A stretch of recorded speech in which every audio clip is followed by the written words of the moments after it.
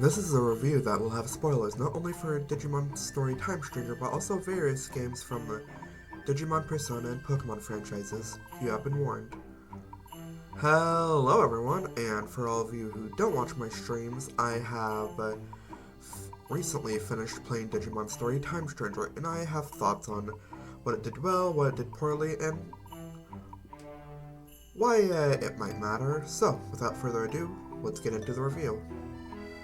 So, what is Digimon Story Time Stranger?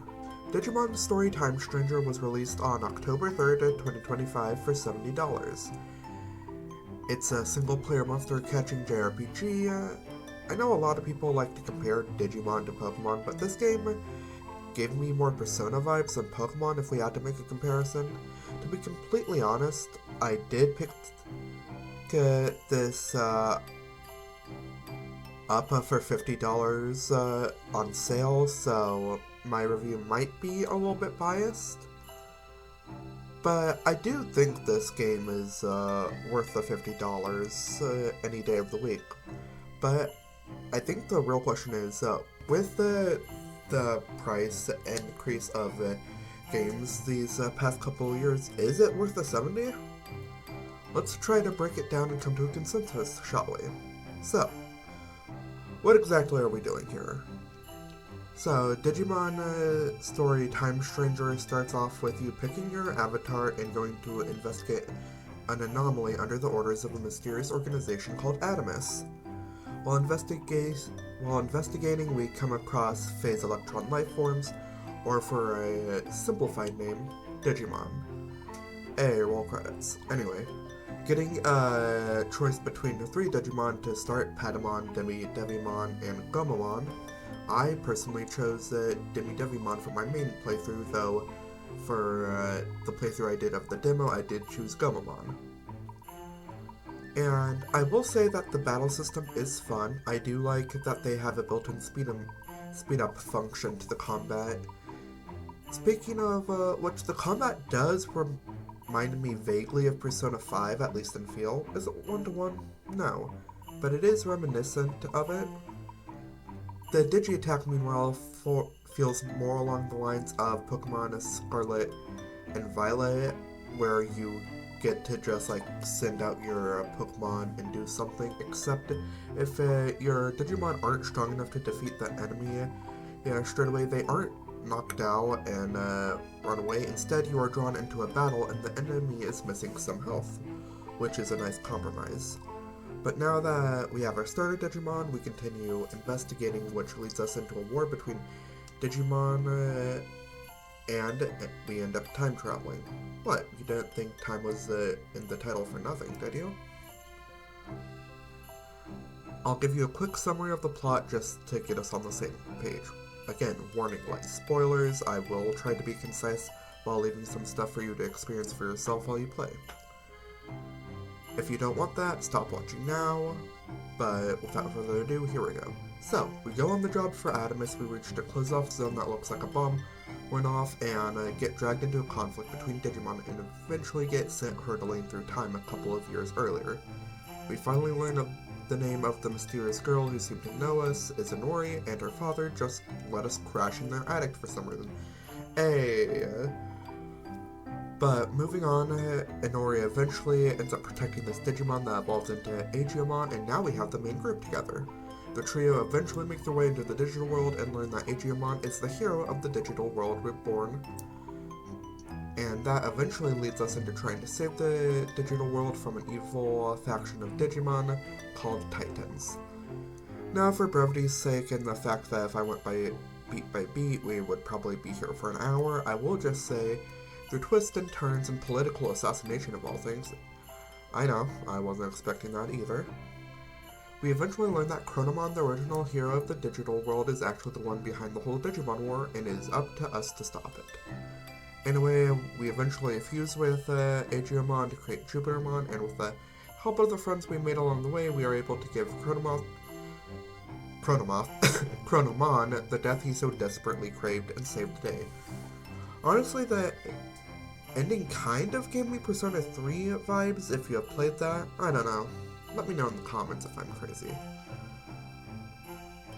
So, over my 53 hours of playtime, what was my experience? Was it good? Was it bad? Was it worth the money I paid for it? Well, yeah, I said that earlier. I paid 50 USD for it because I caught on sale. But for 70, let's dive into what I liked, what I did, and what left me feeling like a stranger out of time. The good. First off, I enjoyed the story. I didn't expect much from it, I'll be honest. Haven't I guess I just have played too much Pokemon at this point, but I was expecting a shallow story to be held together by the IP of Digimon, like, well, pretty much all Pokemon mainline games. The only Digimon games I played before this was Digimon World Next Order and Digimon Survive. The first I didn't finish, and the second I only did one playthrough. So, yeah. As far as story goes, I would give it like a solid 8 out of 10. Second, the animations are great. There are so many unique animations for the Digimon, and some of them have multiple unique animations coming from other games that reuse the same animations over and over again, even then they are pretty lacklusters. So playing Time Stranger and just seeing how much love and care went into the animations kinda warms my heart. Now, the bad. My main complaint with the game I had while I was playing Time Stranger was that stupid little side card game. I think it was called like Jomon or Jogmon or something. Well, whatever it was called, it was annoying. On the surface, it looked pretty simple, but sometimes it just didn't work the way I thought it should. I get that a 0 will beat a 7 sometimes, but sometimes a 3 was beating a 7 or two numbers would clash, but I thought I would have the type advantage, but I would still lose. I don't know, maybe I'm dumb, but the really only saving grace for it was that unless you're going for 100% completion, it really isn't necessary. Another thing I had a problem with was the personality system for the Digimon. Now, before you get upset, let me explain. My problem is not with the personality system itself.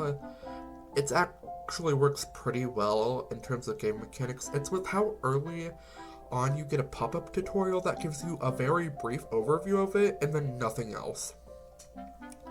It really wasn't till near the end of the game that I really understood the personality system and how important it was, because not only does it determine what you can digivolve into, it also determines their stat growth and passives.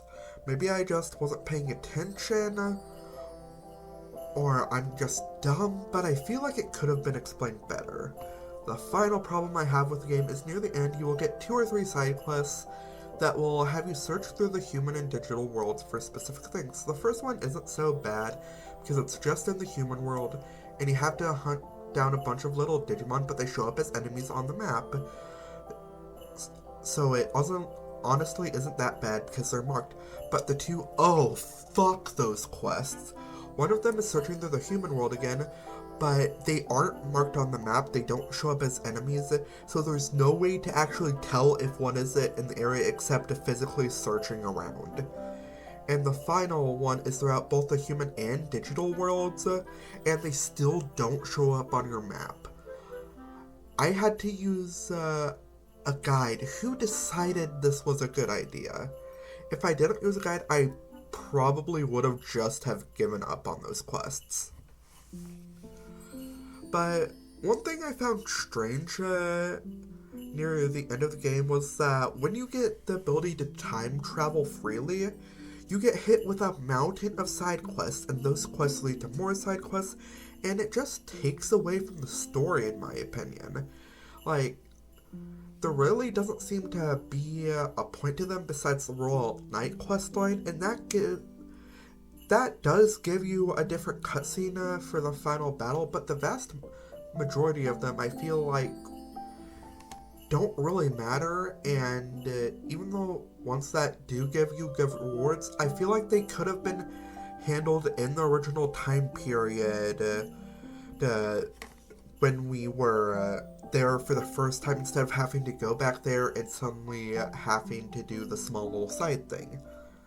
And even when you do eventually get Inori and Agumon back into the story with the side quests, there's just nothing for them to do, so I kind of just forgot that they were there. And for two of your main characters, that's not really something you want to happen, in my opinion. I don't know. I just feel like we could have handled the quests better with a little tweaking, and they didn't need to just be tossed at the end of the game like an afterthought. So, do I think that Digimon Time Stranger is worth it? Overall, yes. If you can afford the 70 USD or you manage to catch on sale like I did, I would definitely encourage you to pick it up if you enjoyed turn-based monster collecting games. I completed most of the content in the game, and I feel that aside from a couple of annoying spots in the optional content, it did not overstay its welcome. With a surprisingly good, at least to me, story and a moderately fun battle system, I give Digimon Story Time Stranger 8 Digi-Eggs out of 10.